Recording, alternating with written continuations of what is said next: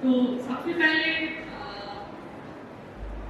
मैं धन्यवाद देना चाहूँगी चर्च कॉन्ग्रीगेशन, हमारे पास्टर साहब, इस चर्च के कमेटी मेंबर्स और प्रीवियस क्लास को चलाने वाले ऑर्गेनाइजिंग कमेटी और इसके वॉलेंटियर्स सबों का बहुत दिल से धन्यवाद करती हूँ कि उन्होंने अपना कीमती समय देकर इस प्रीवियस क्लास को स्टार्ट किया है। इसके साथ ही मैं धन्यवाद देती हूँ आप सबों का जिन्होंने मुझे आमंत्रित किया कि मैं इस स्टेज पे आकर के ईश्वर के वचनों का आदान प्रदान आप सबों के साथ कर पाऊँ। और पिता परमेश्वर को धन्यवाद देती हूँ कि उन्होंने मुझे अवसर दिया कि आप सबों के बीच में उसके वचनों का आदान प्रदान कर उनकी महिमा को बढ़ाऊँ।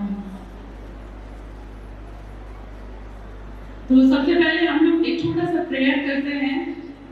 सब अपने आंखों को बंद करेंगे, अपने हाथों को जोड़ेंगे और यीशु मसीह से कहेंगे कि वो यहाँ पर उपस्थित होकर हमारे बीच में हमारे साथ रह के अपने वचन को आप लोगों को बताएं, समझाएं। सारे बच्चे अपने आंखों को बंद करें और हाथ जोड़ें। हम प्रार्थना करें। पिता परमेश्वर धन्यवाद देते हैं सुंदर समय के लिए जो आपने हमें दिया है। पिता हम आपसे प्रार्थना करते हैं कि अपनी उपस्थिति यहाँ पे दीजिए, हर एक बच्चों पर अपना आशीष भरा हाथ रखे। पिता परमेश्वर आशीष दीजिए प्रभु कि आज जो भी वचन यहाँ पे बताया जाएगा लॉर्ड जीसस, उन सारे वचनों को वो अपने दिल में उतार पाए, हम सभी अपने दिल में उतार पाए और उसको फॉलो करने वाले आपके समान बन पाए। पिता परमेश्वर लॉर्ड जीसस हमें आशीष दीजिए और इस समय आपकी उपस्थिति यहाँ पे दीजिए पिता। Thank you Jesus.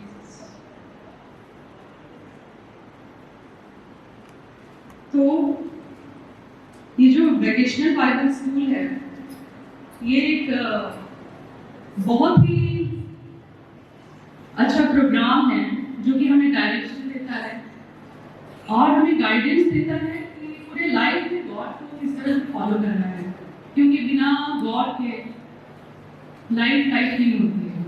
क्योंकि इसका ये मेरा पर्सनल एक्सपीरियंस है कि बचपन से लेकर बड़े होने तक अब तक मैंने गॉड को अपने साथ रखा, उनके साथ साथ चली हूँ, तब जाकर भी मुझे डायरेक्शन मिला। मुझे कहीं गलत काम करने की कभी इच्छा नहीं हुई और आज जो भी मैं हूँ बिकॉज ऑफ गॉड। इससे आपको एक सही डायरेक्शन मिलेगा और लाइफ में जो आप चाहते हैं सक्सेसफुल लाइफ मिलेगा। तो इसलिए हम लोगों को गॉड को अपनी जगह में स्थान देना। आपका आज का जो वचन दिया गया है वह भी यही कहता है कि गॉड को जब वो हमारे दरवाजे को खटखटाते हैं तो हमें उनके लिए दरवाजा खोलना है। तो चलिए हम लोग शुरुआत करते हैं इस वचन से जो कि आज का वचन दिया गया है रेवल्यूशन 3 का 20, प्रकाशित वाक्य 3 का 20। आज कौन पढ़ सकता है इस वचन को हिंदी में?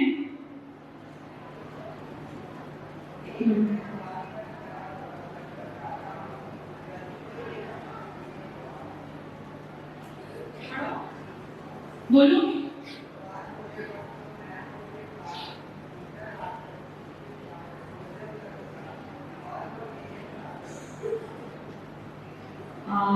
थैंक यू, आप बैठ सकते हैं। तो इंग्लिश में पढ़ेगा रेवल्यूशन 3:20।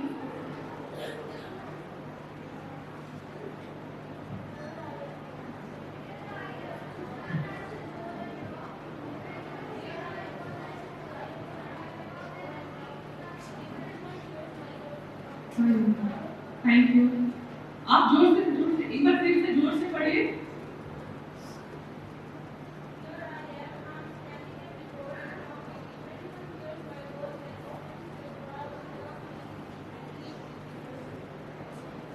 Thank you. तो जिस तरह से आप स्क्रीन में देख रहे हैं कि आज हमारा वचन है, देख मैं द्वार पर खड़ा हुआ खटखटाता हूँ, यदि कोई मेरा शब्द सुनकर द्वार खोलेगा तो मैं उसके पास भीतर आकर उसके साथ भोजन करूंगा और वह मेरे साथ। यह वचन जो है ये बाइबल का अंतिम पाठ वचन है। सबको पता है बाइबल का सबसे लास्ट चैप्टर कौन सा है? प्रकाशित वाक्य, राइट। तो ये जो प्रकाशित वाक्य है इसके बारे में मैं थोड़ा सा बताना चाहूँगी वचन के बारे में बताने से पहले। ये 95 AD का लिखा हुआ माना जाता है और इसे अपोस्टल जॉन ने लिखा था। एक पॉटमोस नाम की एक जगह है ग्रीस में। तो ये पॉटमोस जगह जो है वो ग्रीक का एक आइलैंड है जहाँ पे वो थे और उन्हें गॉड का विजन मिला और उन्होंने इस चैप्टर को लिखा। पर ये चैप्टर उन्होंने कैसे लिखा, वो ईश्वर के, आप लोग सब जानते हो हु इज अपोस्टल जॉन, यूहन्ना नबी, यूहन्ना सभी जानते हैं ना। तो जब वो जेल में थे उनको वहाँ के राजा पनिशमेंट दिए थे कि वो ईश्वर की इतनी चर्चा कर रहा है, उसकी इतनी फॉलो करता है, तो उनको पसंद नहीं करते थे, उसको जेल में डाल दिया। तो फिर ईश्वर का विजन उसे मिला और उन्होंने यहाँ वचन लिखा। तो इस ये पूरा चैप्टर उन्होंने लिखा।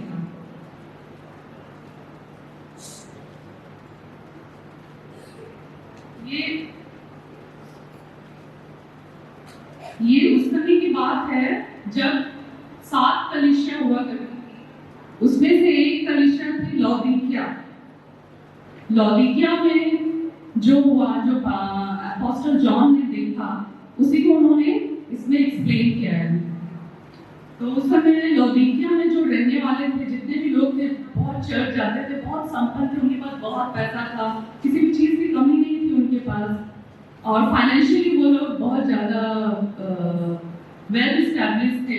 वहाँ की टेक्सटाइल इंडस्ट्री बहुत उन्नत अवस्था में थी, बहुत ज़्यादा ग्रो कर रही थी, और वहाँ पे एक आंखों में लगाने वाली दवाई मिलती थी जो कि कहीं नहीं मिलती थी।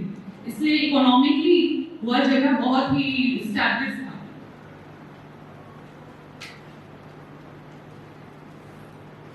तो पर वहाँ के लोगों में एक चीज कमी, उन्हें लगता था कि ये उनकी सबसे बड़ी ब्लेसिंग्स है। पर क्या एक्चुअल में ब्लेसिंग वही होती है कि हमारे पास पैसा है, सब कुछ है, गाड़ी है, बंगला है, फाइनेंशियली बहुत ब्लेस्ड है? क्या यही सही ब्लेसिंग है? यही हम जानना चाहेंगे इस वचन के द्वारा।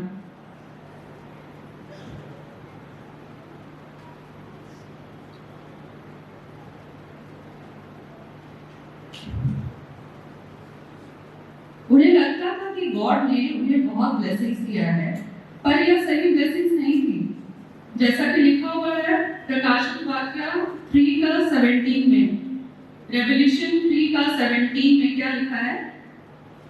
तू कहता है कि मैं धनी हूँ और धनवान हो गया हूँ और मुझे किसी वस्तु की घटी नहीं है, और यह नहीं जानता कि तू अभागा और तुच्छ और कंगाल और अंधा और नंगा है। यहाँ इन वचनों से पता चलता है कि चर्च आने वाले जितने लोग थे, उन्हें जिस चीज को वो ब्लेसिंग समझ रहे थे, वो एक्चुअल में ब्लेसिंग्स नहीं थी। वो ईश्वर से काफी दूर थे, उनसे उनका जो रिलेशनशिप गॉड से होना चाहिए वो नहीं था। तो हम लोगों को एक पर्सनल रिलेशनशिप गॉड से बनाना है, गॉड को फॉलो करना है, उनकी बातों को मानना है, उनकी बातों को सुनना है, यीशु मसीह के जैसा बनना है। चर्च में वचन सुनते थे पर वे सांसारिक बातों में डूबे हुए थे। मतलब दिखाते थे कि they are following God, but वो सांसारिक चीजों में जाते थे, जैसे पार्टीज करना, घूमना फिरना, और चर्च तो जाते थे संडे, बट चर्च ईश्वर को सेकेंडरी मानना। पर चर्च जाने से ही नहीं चलता है, आपको एक रिलेशनशिप क्रिएट करना है, एक रिश्ता बनाना है गॉड के साथ, एक ऐसा रिश्ता जो कि जिस तरह से आप अपने माँ बाप से रहते हो, माँ बाप अपने हर एक बच्चे को प्यार करते हैं ना, वैसे ही गॉड हम लोग के क्रिएटर हैं, उन्होंने हमें बनाया है और वो हमें बहुत ज़्यादा प्यार करते हैं। तो हमें उनके वचनों को समझना है, सुनना है। उसी तरह से जो चीज़ को वो ब्लेसिंग समझ रहे थे, उसके बारे में यहाँ पे अपोस्टल जॉन कह रहे हैं कि वो लोग फाइनेंशियली ब्लेस्ड थे, बट उनका वो रिलेशनशिप में कमी था। उसके बाद हम सभी पापी हैं, तो हमें रिपेंट करना है और गॉड से क्षमा मांगना है रहा है कि उन्होंने अपने बेटे को हमारे पापों से छुटकारा के लिए धरती पर भेज दिया। मतलब उनका प्यार कितना ज़्यादा है। और फिर वो क्रूज पर मर गए जस्ट बिकॉज हमारे पापों के लिए, हमारे पापों के क्षमा के लिए। तो जब वो इतना बलिदान कर सकते हैं तो हमें गॉड के स्थान को भी अपनी लाइफ में जगह देना है। तो अब हम मेन वर्स की ओर जाएंगे जो कि लिखा हुआ है। क्या है आज का मेन वर्स? आज कौन सा वर्स रखा गया है? सारे एक साथ बोलो।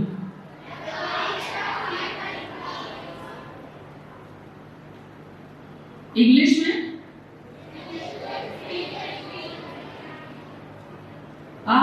पूरा बोलना है, पूरा वचन पढ़ना है। एक बार हिंदी में और एक बार इंग्लिश में। सबसे पहले हिंदी में एक बार ये वचन को पूरा पढ़िए।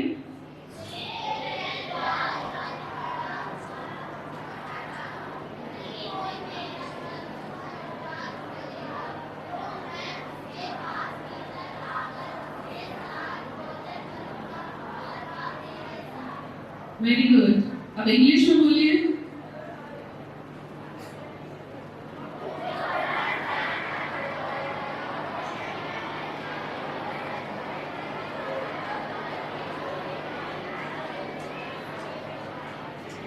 तो बहुत अच्छा, आप लोग बहुत अच्छे से इसको पढ़े। पर क्या ये वर्ड्स आपको समझ में आ गया?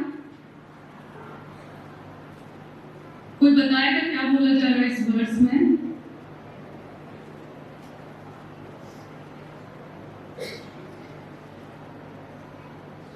किसी को बोलना है? अच्छा, हम अभी समझेंगे इस वर्स में क्या कहा गया है और कैसे हम लोग को इस वर्स को फॉलो करना है और अपने लाइफ में लागू करना है। तो उसके पहले अभी एक वीडियो दिखाएंगे, पर उस वीडियो के पहले मैं एक बात बताना चाहती हूँ कि ये वीडियो दिखाया जा रहा है, उसमें दिखाया जा रहा है कि जीसस नॉक कर रहे हैं गेट पे, दरवाजे पे। पर क्या वो घर के दरवाजे को खोलने के लिए बोल रहे हैं? नहीं, उन्होंने घर के दरवाजे को खोलने के लिए नहीं बोला, वो हमारे दिल के दरवाजे को खोलने के लिए बोलते हैं।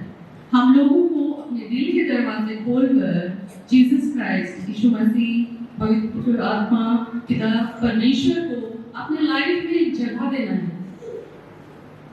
उनसे एक रिलेशनशिप बिल्डअप करना, एक स्ट्रॉन्ग रिलेशनशिप जिसको कोई नहीं छुटा सकता है। और क्या करना है हम लोगों को? उनके वचन को सुनना है, उनसे प्रेयर करना है और उनका वर्शिप करना है। तो वही इस वीडियो में दिखाया जाएगा। और अब जिस तरह से इस वीडियो को दिखाया गया है कि हम रेगुलर लाइफ में क्या करते हैं और हमें क्या करना चाहिए, वो मैं बताऊंगी कि क्या करना चाहिए। आपको इस वचन को समझना पड़ेगा और उसे अपने लाइफ में उसको करना ही है। तो हम लोग ये वीडियो देखते हैं।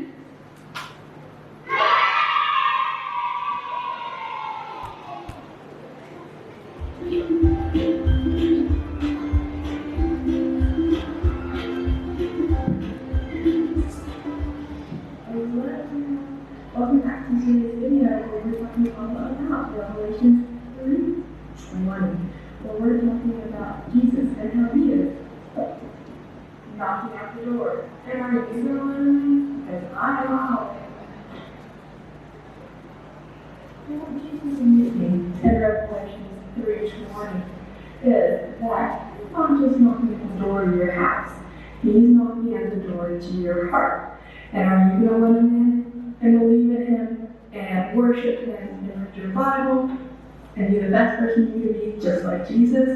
Well, that's what we're going to find out today. So jump into today's story. Here we go.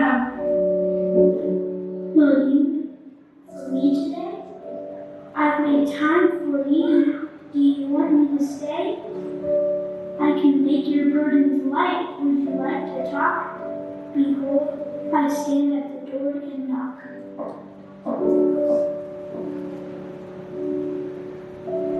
I just woke up and I'm not quite ready. I didn't think you'd be here already. If it's okay with you, it would be really great if you came back again at 7 or 8. Will you make time for me today? I've made time for you. Do you want me to stay? I can offer you peace. Would you like to talk? Behold, I stand at the door and knock.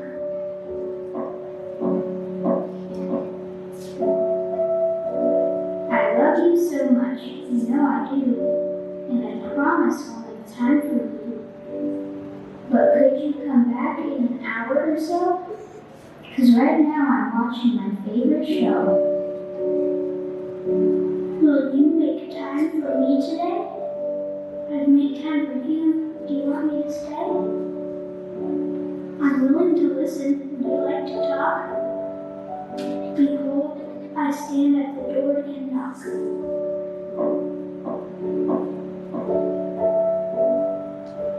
I'm sorry I keep doing this to you. It's just that I have so much to do. I'm cooking right now, but I have a hunch. There will be time for you right after lunch. Will you make time for me today? I've made time for you. Do you want me to stay? I know what you're going through. Would you like to talk? Behold, I stand at the door and knock.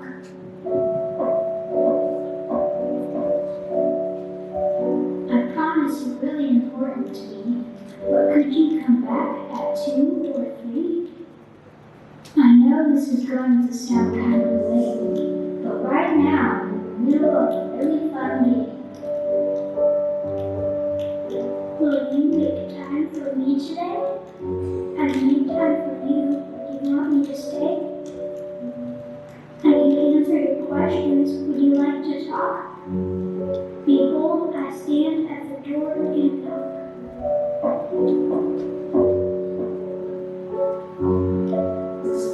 I know I said I'd be free right now, but things got really busy somehow. Do you think you could come back at 9 or 10? I'm pretty sure I'll have time for you then. Will you make time for me today? I've made time for you. Do you want me to stay? I can show you the way. Would you like to talk? Behold, I stand at the door and knock.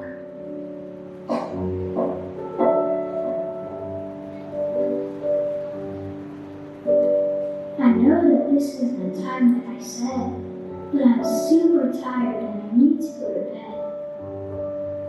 I'm sorry all those other things got in the way. Can we try again on a different day? Will you make time for me today? I've made time for you. Do you want me to stay? I love you so much.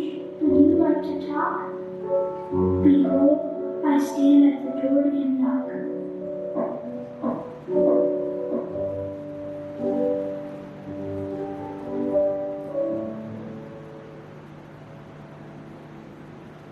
Behold, I stand at the door and knock. If any man hear my voice and open the door, I will come into him and will sup with him and he with me.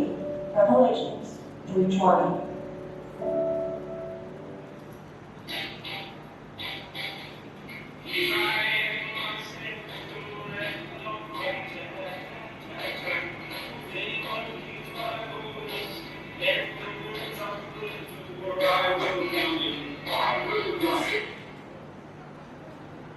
तो इस video से आप लोगों को क्या समझ में आया?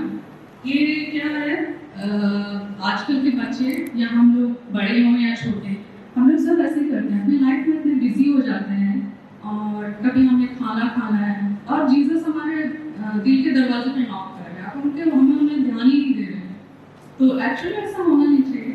जैसे कि अभी इस बच्चे के पास आ करके जीसस नॉक कर रहे हैं, वो पेशेंसली वेट कर रहे हैं कि व्हेन चाइल्ड कॉल है तब वो बच्चा उसे अपने पास बुलाएगा। ये पेशेंसली वेट, हमेशा वो बोलता है कि आप 1 घंटे के बाद आ जाइए और वो दिखाता, ऐसा नहीं कि बच्चा उसे प्यार नहीं करता है, वो उसे प्यार करता है दिल से बहुत, और उसे बोलता है कि वेट कीजिए आप पेशेंसली, मैं थोड़ी देर के बाद आपको फिर आ जाइएगा मेरे पास, मुझे भी नाश्ता करना है। कभी वो बोलता है कि मुझे खाना खेलना है, आप थोड़ा 5 मिनट के बाद आ जाइए। कभी बोलता है कि मुझे सोना है, आप 1 घंटे के बाद आ जाइए। तो ये वीडियो एक छोटा सा ये जिसमें दिखाया है कि हम किस तरह से करते हैं, और जीसस इतने बेताब है कि वो हमारे लाइफ में आना चाहते हैं। हम बार बार उन्हें रिजेक्ट करते हैं, पर उनका दरवाजा हमारे लिए खुला है। वो चाहते हैं कि वो हमारे लिए वेट करते रहते हैं और हम उन्हें अंदर नहीं आने देते हैं। तो हमें ऐसा नहीं करना है, हमें अपने दिल के दरवाजे उनके लिए खोलना है, क्योंकि वो बाहर हमारे लिए वेट कर रहे हैं।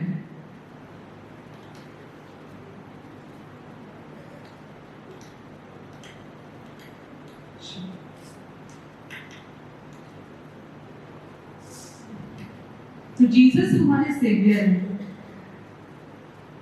हमें एक बहुत कायदे से ही गॉड के दरवाजे को खोलना है।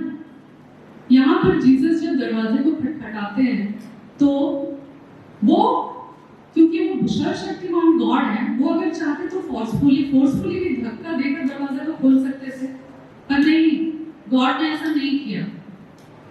वो यहाँ पे वो ऐसे हैं कि वो वेट करते हैं कि हम कब उन्हें अलाउ करेंगे, कब उन्हें लाइफ में आने देंगे। वो वेट करते हैं, पर वो फोर्सफुली हमारे साथ नहीं आएंगे कभी भी। वो हमें वॉर्न करने के लिए जरूर ऐसे सिचुएशन क्रिएट करेंगे कि हम सुधर जाएं, पर फिर भी हमें उनका ध्यान रखना है और हमेशा फील करना है कि गॉड हमारे दरवाजे को दस्तक दे रहे हैं, और वो देते हैं। तो हम लोगों को क्या करना है? गॉड को अपने लाइफ में लाना है, क्योंकि वे हमें बच्चों के समान प्यार करते हैं। जिस तरह से मम्मी पापा अपने बच्चों को बहुत प्यार करते हैं, अपने बच्चों के बगैर जी नहीं सकते हैं, वैसे ही गॉड भी, जीसस भी हमारे बिना जी नहीं सकते हैं। जिस तरह से हमारे मम्मी पापा के लिए हम बच्चे एक पूंजी की तरह होते हैं, उसी तरह गॉड की पूंजी कौन है? गॉड की पूंजी हम सभी हैं। हम सारे बच्चे गॉड की पूंजी हैं। तो जिस तरह से हवा के बिना जीना मुश्किल है, वैसे ही ईश्वर के बिना हम नहीं जी सकते हैं। इसलिए हमारे पापों को बचाने के लिए पिता परमेश्वर ने अपनी बेटी को यहाँ पे भेजा, फिर वो क्रूस पर चढ़ गए हमारे लिए, सिर्फ हमारे लिए। अब यहाँ पर मेरा क्वेश्चन है आप लोगों से, आप लोग को समझ में आया इस वर्ड्स का मीनिंग? हाँ, ठीक है। तो अभी हम कुछ क्वेश्चन पूछें। अच्छा, अब आप एक बात बताओ कि आपको कैसे पता चलता है कि गॉड ने आपको ब्लेसिंग्स दी है? कैसे ऐसा लगता है कि गॉड ने आपको आपकी लाइफ में ब्लेसिंग्स दी है? कोई एग्जांपल कोई बोलेगा? हाँ, आप बताइए, नाम बताइए। कैसे?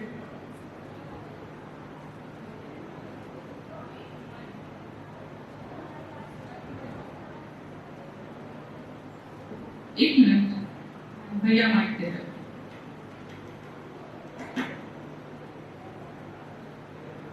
जब हमारी लाइफ में कुछ तो वो उन्हें ठीक कर देते हैं। Very good. और कोई?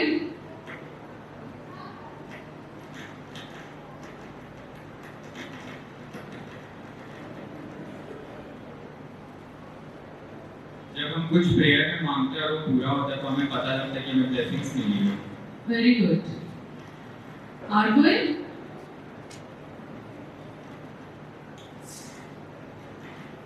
जब मेरे साथ गॉड रहते हैं तो मुझे लगता है मैं बहुत आनंदित होता हूँ, मैं बहुत जॉयफुलनेस में बहुत खुशी पाता हूँ जब मेरे साथ गॉड होता है, मुझे बहुत अच्छा लगता है।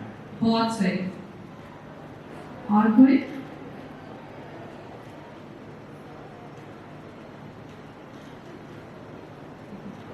और एक बात ये है कि जब गॉड सारे बच्चे आते हैं तो गॉड हम लोग को ब्लेसिंग्स आते हैं कि हम लोग यहाँ पे अच्छे से बीबी सेटिंग करके अच्छे से जाते हैं। Very good. बोलो। जब हम यीशु मसीह के बारे में सीखते हैं और जब उसका आगे का पालन करते हैं तो हमें बहुत सारी और आज वेरी गुड। आशीष से मिलती हैं।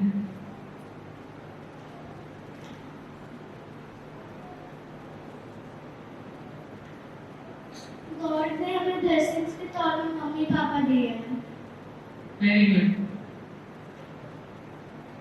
मम्मी पापा हैं हमारे ब्लेसिंग्स। अगर हम लोग का लाइफ में कुछ अच्छा होता है तब जाके हम लोग को ब्लेसिंग्स मिलती है। अच्छा, गुड। और गुड?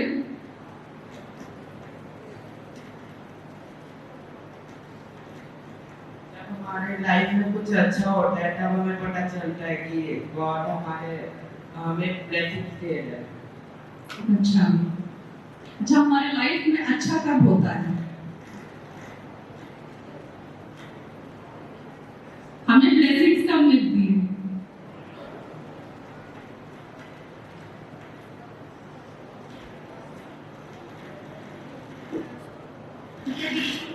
के साथ होते हैं तो समझती हूँ। अच्छा, वेरी गुड। अच्छा, तो अब टाइम थोड़ा कम है इसलिए हम थोड़ा जल्दी खत्म करेंगे।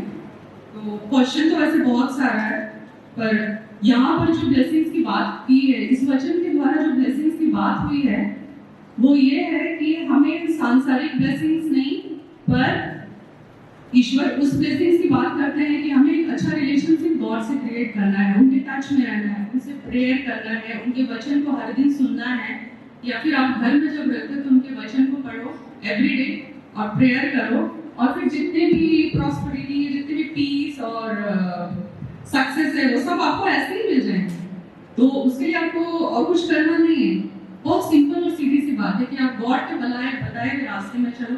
एवरी डे हम लोग को क्या करना है? वचन पढ़ना है। सारे पढ़ेंगे ना? एक वर्स एवरी डे, और प्रेयर भी करना है एवरी डे। बस सुबह में और शाम में इतना तो आप कर सकते हैं। बस इस तरह से आप गॉड को अपने घर में, अपने हृदय में ला सकते हैं। तो हम लोगों को वो इंटीमेसी और क्लोजनेस गॉड से बनाना है जो कि इस वचन में कहा गया है, क्योंकि हमें गॉड को वेट नहीं कराना है, उन्हें रिजेक्ट नहीं करना है। अगर रिजेक्ट करेंगे तो हम गड्ढे में गिर जाएंगे, हमें कोई बचाने वाला नहीं होगा। तो अब आप ये बताइए कि इस मैसेज से, ये मैसेज को आप कैसे अपने लाइफ में लागू कर पाएंगे? कैसे कर पाएंगे बताइए? जीसस को अपने लाइफ में कैसे स्थान दे पाएंगे?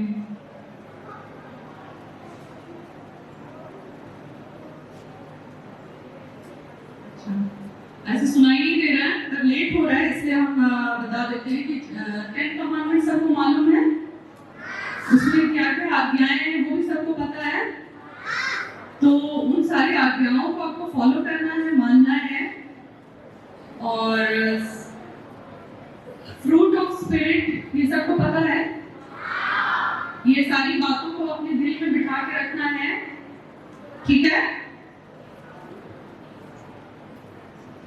और इस तरह से हम लोग गॉड को अपने दिल में ला सकते हैं। तो अब काफी देर हो रहा है इसलिए मैं यहीं पे इस मैसेज को लास्ट करती हूँ, और आप सबों को बेस्ट विशेस है मेरी तरफ से कि आप ईश्वर में और भी बढ़े, स्पिरिचुअली स्ट्रांग हो, और उस सक्सेस को पाए जो कि गॉड चाहता है। सब अपने दरवाजे गॉड के लिए खोलोगे? चलो ठीक है, थैंक यू।